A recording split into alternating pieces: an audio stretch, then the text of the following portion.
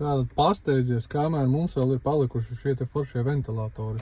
Ļoti daudzi ir aizgājuši un cilvēki ņem tieši nevis uz mājām pat, bet uz mašīnām. Līdz, ka daudziem nestrādā kondicionieri, viņš saka tāds mazs, daudzi saka, mazs, foršs, kompakts, var gan rīz jebkur pielikt un jebkādā formā pagriezt.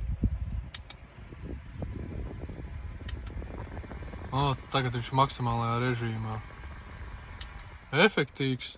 Piemēram, viena pazīstamie paņēma un brauca no Rīgas uz Latgali. Viņi saka, uz vidējā režīma viņiem pilnīgi visam ceļam pietika. Un, ja vajag, paņem pieslēdz, uzlādē pie mašīnas vai kopā ar lādētāju vai powerbanku, kas mums ir pieejamas, var lietot.